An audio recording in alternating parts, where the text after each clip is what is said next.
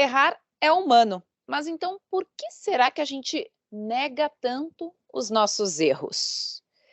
E isso começa bem cedo, já na infância. O caminho mais curto é de punição pelos erros. Mas será que esse é o melhor caminho? Para falar sobre os erros do caminho humanamente, programa da Band News FM que é feito sempre em parceria com o Instituto de Psiquiatria do Hospital das Clínicas da USP. Hoje conta aqui com as mais compreensivas análises do psiquiatra Daniel Barros. Oi, Dani. Olá, Ellen. Vamos tentar acertar mais do que errar no programa de hoje. Mas se a gente errar também não tem muito problema não, viu? Tá tudo certo, né, Dani? Então, eu vou querer começar justamente deste princípio meio de senso comum, que ninguém gosta de errar. Mas quando é que a gente começa a se sentir incomodado pelo erro? Que a gente entende que o erro é uma coisa ruim? É sempre? A gente nasceu entendendo que não dá para fazer algo errado? É muito interessante a gente pensar, Ellen, que o erro ele é um alerta, né? Ele é um alarme que a gente traz embutido em nós, a gente traz embutido no nosso cérebro, porque ele mostra para nós alguma coisa que precisa ser acertada. Então, faz sentido o erro ser um incômodo, né? Eu gosto da ideia de alarme, porque o alarme ele tem que incomodar, né? Não pode ser uma coisa suave, tranquila. Então, arromba o seu carro e aí começa a tocar uma área de bar, assim, né? Você vai ficar sentado lá e não vai levantar, né? Ou aqueles equipamentos de monitoramento de UTI, né, para ver se está tudo bem, fica lá com um apitinho, se dá alguma coisa errada, tem que tocar um alarme, uma buzina para o enfermeiro, o médico levantarem e ver o que está acontecendo. Se começa a tocar um som suave, aquilo não incomoda e ninguém vai ver o que está acontecendo. Então, nesse sentido, algo que sirva para nos alertar, algo que sirva para despertar a nossa atenção, a nossa concentração, para chamar aí o nosso foco, tem que ser realmente algo incômodo. Então, sim, a gente nasce programado para achar que o erro é uma coisa ruim. O erro, quando ele é detectado por nós, ele nos incomoda. E é bom que seja assim, de determinada maneira, né, até determinado nível, é bom que seja assim, porque é uma maneira de a gente prestar atenção. Opa, peraí, alguma coisa não saiu direito, é preciso corrigir alguma coisa. Então, a sociedade fomenta isso, a gente vai ver que a gente não trabalha isso da melhor maneira possível, mas a gente meio que nasce propenso a se incomodar com o erro. Tá bom, então a gente nasce propenso a se incomodar com esta coisa que não está ali saindo conforme era esperado. Aí, eu lembro que a ideia deste programa surgiu porque em outro programa nós falamos sobre isso. A gente estava falando de medo e tal, e aí surgiu a história do medo que surge com as punições aos nossos erros já muito cedo.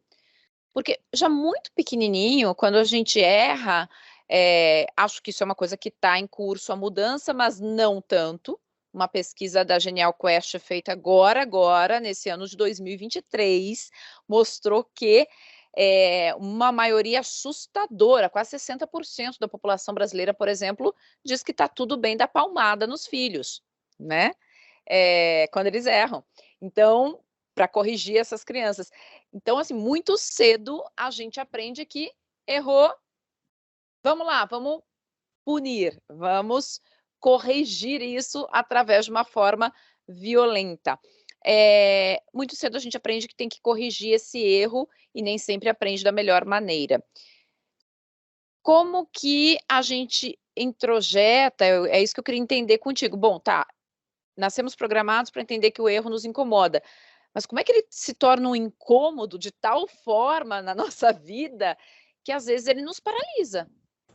Exatamente, acho que é o ponto de equilíbrio que a gente precisa encontrar com relação ao erro, e talvez o segredo o segredo pode estar numa diferença aí de interpretação das palavras que a gente usa para se referir a isso, né, Ellen? Porque quando acontece um erro, o que a gente precisa fazer? A gente precisa corrigir. ou corrigir o outro, ou se corrigir, senão você vai continuar errando. Então, é certo que você se corrija, né? Você está andando e, sei lá, tropeça, você precisa corrigir o seu passo, senão você vai continuar tropeçando. E não tem nada de mal nisso, não tem nada de problemático, não tem nada de ruim. O problema que eu vejo é que a gente confunde o corrigir com o punir. Então, o erro deixa de ser algo a ser corrigido para acertar o caminho e passa a ser algo digno de punição. Aí você vai tomar um castigo. E pode ser a palmada, que, né, enfim, que infelizmente ainda é aceita socialmente, mas isso pode ser uma repreensão, isso pode ser um olhar, isso pode ser uma geladeira que você vai colocar, isso pode ser a ausência de uma recompensa, então você vai ganhar uma coisa, mas errou, então não vai mais ganhar. Tem várias maneiras de você punir o erro, e ao punir o erro, o que acontece? Aumenta a negatividade intrínseca associada ao erro. Então, vamos lembrar, existe uma negatividade própria que está no cérebro. O erro é o seguinte, você tem um objetivo, né? Podemos pensar isso na criança pequena, podemos pensar isso no executivo, podemos pensar isso no entrevistado, no jornalista, no ouvinte. Você tem um objetivo, você planeja a sua ação para chegar àquele objetivo, você executa a ação que você planejou e você monitora o resultado dessa sua execução. Deu certo, tudo bem. Deu errado, o cérebro fala, opa, o mundo não funciona do jeito que você pensou aqui, né? O seu planejamento não bateu com a realidade. Você precisa replanejar o seu movimento, a sua ação, a sua execução para chegar no objetivo lá que você setou, né? Lá no começo. E quando a execução, né, o planejamento e a execução não levam ao objetivo, o cérebro imediatamente responde, mas imediatamente mesmo, assim, antes da gente ter consciência que errou, já vem um mal-estar que está te monitorando ali, dizendo, olha, não é por aí. Esse que alguns pesquisadores chamam de um potencial, uma descarga, uma negatividade associada ao erro, pode aumentar dependendo da criação, dependendo dos modelos, dependendo de como o erro é administrado no nosso crescimento. Então, é muito interessante, além a gente saber, a gente perceber isso, que essa negatividade que a gente tem associada ao erro, ela é pequena nas crianças. Criança não tem medo de errar, criança sobe, criança cai, criança pula, criança ela é mais destemida nesse sentido, né? E se a gente vai punindo, a gente vai aumentando muito essa carga de negatividade, e aí sim o erro se torna uma ameaça. E aí errar é feio, errar é quase que uma infração moral. Então eu não vou mais arriscar, eu não vou mais tentar, eu não vou mais me soltar, porque eu posso errar, e se eu errar, eu estou fazendo alguma coisa muito feia, muito repreensível. E isso por conta desses padrões que a gente vai apresentando, então, ao longo do nosso crescimento, que nos vão sendo apresentados ao longo do nosso crescimento. E não só no nosso crescimento, né? Isso serve também no adulto, né? Ele entra numa empresa que tem uma cultura de punição ao erro, você vai ser mais contido. Se você entra numa empresa que tolera mais o erro, você pode ser mais ousado. E, então, ao longo do nosso crescimento de criança até adulto, mas ao longo também do nosso desenvolvimento como profissional até. Eu lembro que uma vez eu estava fazendo um curso com alguns especialistas do Vale do Silício. E aí, o curso todo era centrado no aprendizado com os erros. Porque o que eles traziam era o seguinte, essas startups que todo mundo persegue, que viram unicórnios, elas não foram unicórnios sempre, elas não foram sempre uma grande ideia. Antes de virar uma grande startup, que virou uma grande ideia, que virou um unicórnio, elas antes faliram 1000 vezes, foram empresas que deram errado muitas vezes e recomeçaram, e recomeçaram, e recomeçaram, até ser uma ideia que dava certo. Dá para aprender com erro? Na verdade, a única forma de aprender é com o erro, né? A gente aprende, fala-se que a gente aprende pelo exemplo, né? E é verdade, assim, a gente vai modelando o nosso comportamento conforme a gente vai vendo os outros e vai imitando, né? É assim que a gente aprende na vida. Só que no nosso percepção interna, quando a gente vai definindo os nossos caminhos, quando a gente vai treinando as nossas atitudes. Isso pode ser do ponto de vista físico, emocional, social. O fato é que a gente tem um plano, né, como a gente pensou, você tem um objetivo, eu quero paquerar tal pessoa, ou eu quero tal promoção, ou eu quero chutar uma bola, sei lá, eu tenho um objetivo em alguma coisa, e eu planejo como é que eu vou chegar lá. Eu vou mandar um cartão, eu vou mandar um meme, eu vou chutar a bola assim, ou eu vou, sei lá, trabalhar duro, ou vou puxar o saco do chefe, sei lá, vou sabotar meus colegas, sei lá, cada um vai ter o seu plano. E aí põe o plano em execução. O que acontece se dá certo, Ellen? Se der certo, você nem pensa mais sobre o que aconteceu. Deu certo, o seu cérebro monitorou, conseguiu a promoção, conseguiu a paquera, conseguiu fazer o gol, segue em frente.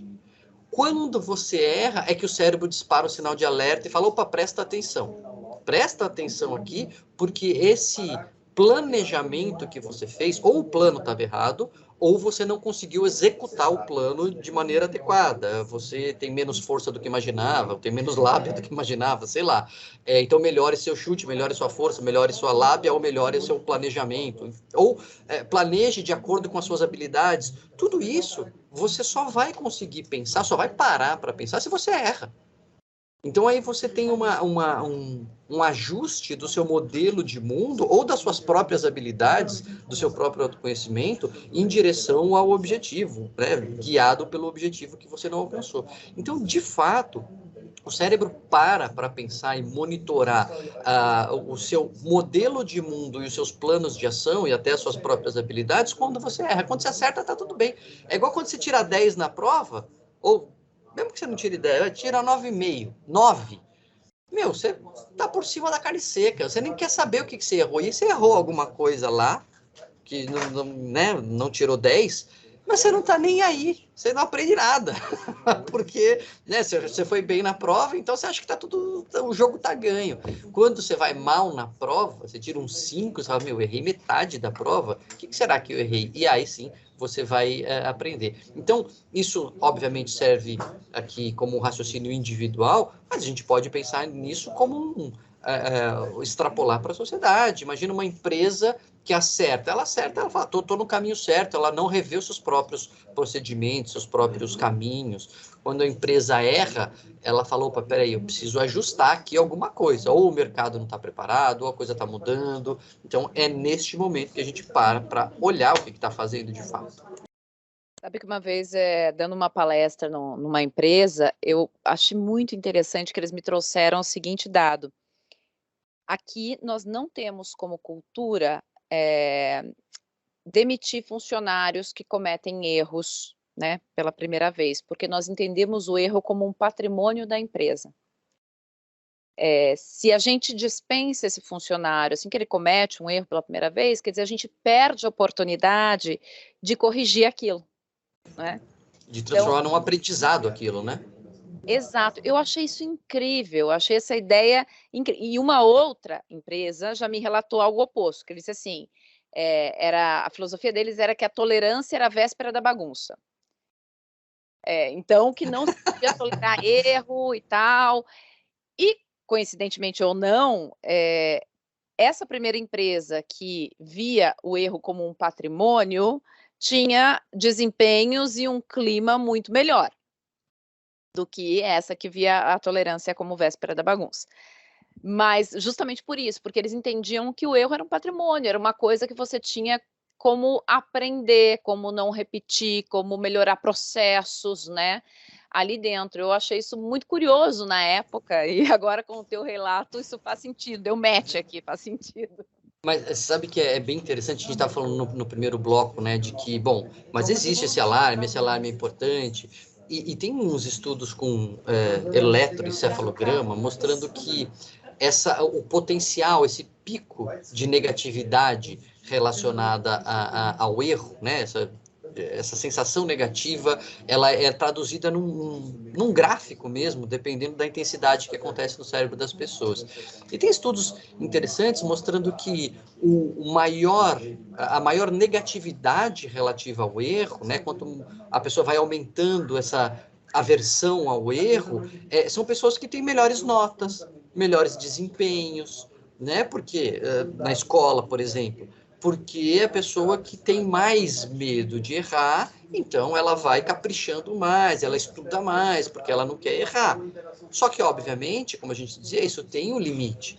Porque chega uma hora que a aversão ao erro fica tão grande que a pessoa prefere nem tentar muitas vezes. Ou ela fica tão amedrontada que aí sim ela tem branco. Ela deixa, pensando numa empresa, ela deixa de inovar, ela deixa de aprender por conta disso. Então são aquelas empresas que a gente vê, isso está cheio na história do mundo corporativo, né? As empresas que acham que o jogo está ganho, e são aquelas empresas que são impérios, de repente acabou. Mas o que aconteceu? É porque isso, né? Achava que o jogo estava ganho e não premiava mais, ou punia demais o erro, amedrontava demais as pessoas a mudar, e o mercado muda, a história muda, e a empresa não resiste, né? Ela acaba falindo, enfim, acaba fechando por conta disso. Então, é importante, ninguém está dizendo assim que nós precisamos ser 100% tolerantes ao erro, pode errar, não precisa corrigir nada, ao contrário, o erro ele é importantíssimo para a gente corrigir, mas corrigir e não necessariamente punir. Estudando para esse programa aqui, Daniel, eu encontrei um conceito muito interessante que é o da justiça restaurativa. E aí, depois você me corrige se eu estiver viajando muito aqui nessa história, mas eu achei que ia casar muito com esse conceito do erro como correção e não como punição, porque todo o conceito da justiça restaurativa, ele está baseado não na punição, mas em você realmente reconhecer aquilo que você cometeu de errado. A justiça restaurativa, ela não acredita na punição como um fator para trazer o cidadão de volta para a sociedade. Então, o que ele faz? Ele coloca a vítima e o agressor frente a frente para conversar. Então, o Daniel foi roubado. Aí o Daniel vai sentar, roubaram o celular do Daniel, e ele vai sentar lá com a pessoa que roubou o celular. E vai dizer, olha, aquele dia que você roubou meu celular, colocou uma arma na minha cabeça, eu estava indo buscar meus filhos na escola, aquilo me causou um transtorno, depois daquilo eu fiquei muito inseguro, eu tive que começar a andar, trocar meu itinerário, fiquei inseguro para buscar meus filhos, ali naquele celular eu tinha coisas que eu tratava com os meus pacientes, olha o que isso causou na minha vida, e aquela pessoa vai ouvir o Daniel, vai conhecer o Daniel e saber o que de fato ela provocou, além de um aparelho de celular. E aquela pessoa vai contar para o Daniel também a vida dela, por que ela fez aquilo, como é que ela foi levada ali a roubar o celular do Daniel e tal. E aí, lendo os autores que trabalham com justiça restaurativa, o que eles falam? Porque, assim, é muito mais do que um encontro. E o Daniel vai dizer o seguinte, o que o Daniel quer que essa pessoa que roubou o celular dele faça para reparar o Daniel? Que não significa assim, eu quero que você fique preso 1 ano, 2. Não, eu quero que, sei lá, meu celular custou R$2.000, eu quero que você dê R$2.000 para uma instituição, porque você roubou para comprar droga. Uma instituição que trate pessoas dependentes de droga. Eu quero que você, enfim, você vai dizer o que você acha que pode reparar para você esse dano. E a pessoa também vai contar um pouco da vida dela e tal, mas que a grande questão tá nessa pessoa aceitar encarar o Daniel, que foi vítima dele, e reconhecer que fez o que fez, que roubou o Daniel. Que isso é o mais difícil, que isso é o reparador, é reconhecer os seus erros. Mas é bom a gente reconhecer os seus erros? Mas bem para quem, Daniel? Acho que essa cultura que a gente vem falando aqui, né, ao longo do programa de punição do erro, ela inibe até mesmo o reconhecimento do erro, né? Porque se o erro é algo moralmente condenável, algo feio que você fez, então você não quer que ninguém saiba. Então, você não reconhece, você me dificulta até você reconhecer para si mesmo, para não sentir aquela negatividade toda relacionada ao erro. Então, eu acho que as coisas estão interligadas. E é muito interessante quando você trouxe no final do bloco anterior a questão da justiça restaurativa, porque a polêmica que cerca a justiça restaurativa, ela vem do fato de que ela pressupõe que a justiça vai ajudar alguém a se corrigir, né? Então, o sujeito roubou e aí ele precisa aprender que não pode roubar, ou que não dá para continuar roubando. Ele já sabia que não podia roubar, né? Porque não era uma criancinha, mas ele vai, de alguma maneira, a justiça vai ajudá-lo a corrigir este erro que ele vinha cometendo. E a proposta da justiça restaurativa é essa, né, de reconhecer o erro, de mostrar o que isso causou de consequência, e aí a pessoa entender o que pode reparar, até porque muitas vezes deixar o sujeito preso não traz nenhuma sensação de reparação para a vítima, mas tudo isso parte do pressuposto que a pessoa quer ser corrigida, que a pessoa quer mudar de vida, que a pessoa quer receber uma lição. Né? E o que nem sempre é verdade. Assim, às vezes a pessoa já sabe as consequências do ato dela e ela não está nem aí, e ela quer mais que o outro sofra mesmo, o que ela quer é garantir ali o sustento da família dela dessa maneira que ela encontrou.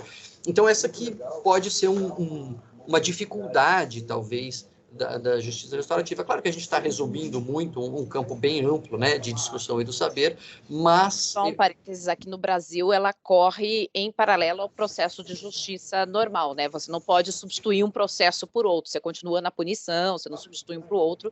Eu só trouxe esse conceito para ilustrar um pouco a questão do reconhecimento do erro, se isso Perfeito. é ou não uma questão válida dentro do nosso, né, para a gente.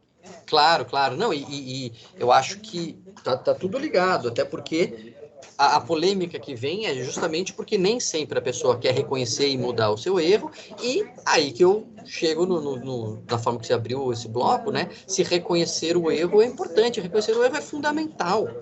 É fundamental. Eu uma vez escrevi um artigo chamado assim, Candidato, quais foram os seus erros? Porque se você vê de debate eleitoral, ninguém errou, nunca. Né? Todo mundo só fez o bem, todo mundo só acertou e tal. E aquilo fica de uma artificialidade, fica de uma coisa que ninguém compra, né? A não ser os fanáticos de um lado ou de outro, a gente já fez programas aqui sobre fanatismo, ninguém compra essa ideia. Então, se você chega em público e fala assim, não, olha, nisso aqui eu errei, isso aqui eu não faria de novo, isso aqui foi um equívoco da minha parte, isso não só humaniza a pessoa, como, além disso, mostra um aprendizado, mostra um crescimento. Porque se a gente voltar para a estrutura básica do erro, objetivo, planejamento, execução e monitoramento, se você não reconhece que foi um erro, você não consegue monitorar e não consegue corrigir.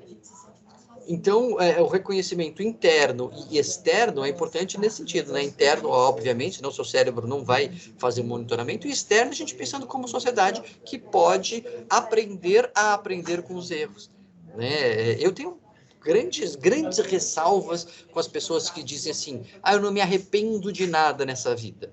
E essa é uma pessoa que me dá um certo arrepio, assim, viu, Ellen? Pois é, então eu quero aproveitar essa tua ressalva, que eu já te ouvi falando em mais de um programa, mas às vezes não é meio difícil, assim, a gente reconhecer até pra gente mesmo, não é um pouquinho mais fácil a gente botar a culpa no outro? Muito mais Onde é que fácil. vem isso, assim, dentro do nosso humanamente, tentando entrar na nossa cabeça aqui, de onde é que vem esse: "Ah não, mas não fui eu, tá vendo ali o outro? Foi ele, é ele que faz isso". Eu já ouvi num viés cognitivo de quinta-feira aqui, você falando sobre isso, de onde é que vem isso? É isso mesmo, a gente tem essa tendência de achar que nós somos pessoas boas, né? A gente tem um viés aí de autosserviço. Ninguém pensa assim, eu sou um tonto mesmo, né? Quer dizer, a não ser em determinadas situações, né? Nossa, fui um tonto tal. Mas você não tem uma visão ruim de você mesmo, dizendo assim, eu não sei raciocinar, eu não sei pensar, eu não sei fazer escolhas, tudo que eu faço é sempre errado. Claro que isso pode acontecer numa pessoa com depressão, tema para outro humanamente, mas, de forma geral, a gente tem essa tendência a se ver bem, a se ter em alta conta. E, neste sentido, quando você pensa no erro, que é uma negatividade, que é uma falha, quando existe a possibilidade de falar, não, mas não fui eu, a culpa não é minha, a culpa é do outro, a culpa foi das circunstâncias, você mantém essa visão, né, de si mesmo. Um viés cognitivo que eu já falei no Humanamente, que eu acho um dos mais interessantes, é esse erro fundamental de atribuição, que a gente chama. É muito fácil do ouvinte entender. Quando alguém, seu marido, sua esposa, seu vizinho, faz alguma coisa errada, faz alguma coisa ruim, qual é a nossa tendência? É apontar a característica da pessoa que levou a fazer isso. É porque ele é preguiçoso, é porque ele é negligente, é porque ele é malvado, sei lá o quê. Quando a gente faz alguma coisa ruim, quando a gente se vê num erro, qual é a nossa tendência? É atribuir as circunstâncias. Ah, não, mas é que eu estava cansado, mas é que eu não tinha comido, mas é que eu estava distraído, é porque eu estava sobrecarregado. Quando é o outro, é ele. Quando somos nós, são as circunstâncias. Para o outro acontece a mesma coisa. Quando é o vizinho, ele está pensando que é o erro que ele fez, que você está condenando como sendo por uma característica lá de temperamento, de caráter dele, ele está pensando que foram as circunstâncias.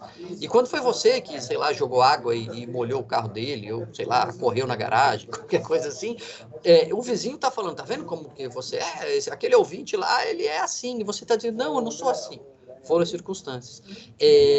Então, quanto mais a gente é tolerante ao erro, e tolerante, de novo, não significa passar a mão na cabeça e deixar de corrigir, mas a gente encarar essa negatividade como uma maneira de aprender, menos a gente vai precisar se defender falando, não fui eu, foi circunstâncias, foram o outro, mas a gente pode falar, pois foi um erro, então na próxima vez não vou fazer, vou prestar mais atenção e vai.